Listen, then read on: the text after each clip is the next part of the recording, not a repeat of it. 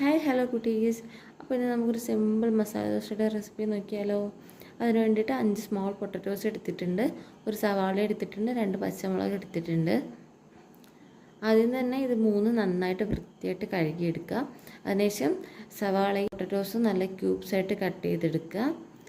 Cut ചെയ്തെടുത്തതിന് ശേഷം ഞാനിവിടെ ചെയ്യുന്നത് കട്ട് ചെയ്ത ശേഷമാണ് ഇത് രണ്ടും കഴുകിയെടുക്കുന്നത്.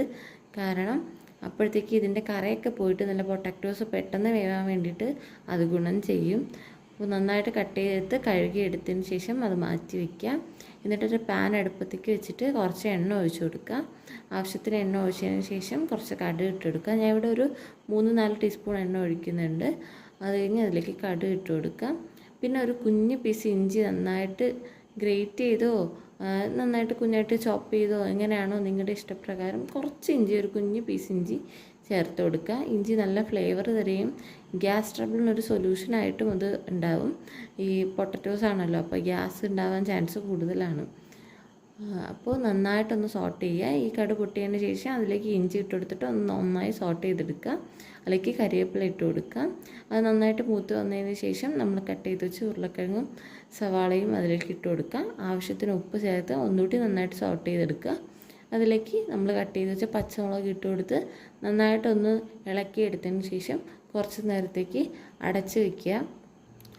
ഉരുളക്കിഴങ്ങിൽ ഇപ്പോൾ വെള്ളം ഒഴിക്കണ്ട. ഉരുളക്കിഴങ്ങ് വേവാൻ കുറച്ചുകൂടി എളുപ്പമായിട്ടുള്ള വഴിയാണ് ഈ എണ്ണയിൽ തന്നെ കിട്ടുന്നത്. അതൊന്ന് മൂത്ത് നന്നായിട്ട് വെന്ത് വന്നാൽ പെട്ടെന്ന് വെന്ത് കിട്ടും. വെള്ളം ഒഴിച്ചാൽ 10 മിനിറ്റ് വേണമെങ്കിൽ എങ്ങനെ വേവിക്കാൻ 5 മിനിറ്റിൻ്റെ ആവശ്യം ഉണ്ടാവുള്ളൂ.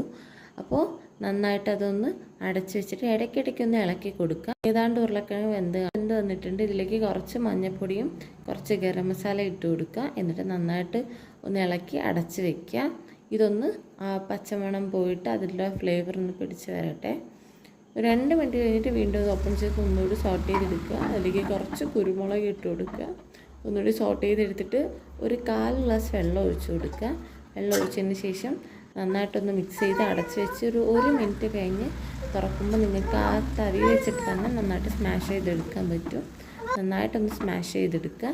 അപ്പോഴേക്ക് ഇവിടെ സിമ്പിളായിട്ടുള്ള ഇതിൻ്റെ മസാല റെഡി ആയിട്ടുണ്ടാവും.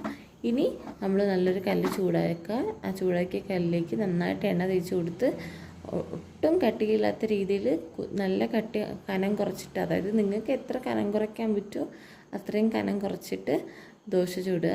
അതിലേക്ക് നല്ല നെയ്യൊക്കെ ഇട്ടിട്ട് അപ്പുറത്തെ സൈഡ് മറിച്ചിട്ട് നല്ല മുരിച്ച എടുത്ത ദോശയിലേക്ക് ഇതിങ്ങനെ സ്പ്രെഡ് ചെയ്ത് വയ്ക്കുക. ഈ മസാല സ്പ്രെഡ് ചെയ്ത് വെച്ച് മടക്കി എടുത്തു കഴിഞ്ഞാൽ നമ്മൾ സിമ്പിൾ മസാല ദോശ ഇവിടെ റെഡി ആയിട്ടുണ്ട്. അപ്പോൾ എല്ലാവരും ട്രൈ ചെയ്ത് നോക്കുക. കമൻസായിട്ട് റിപ്ലൈ അറിയിക്കുക. Bye bye.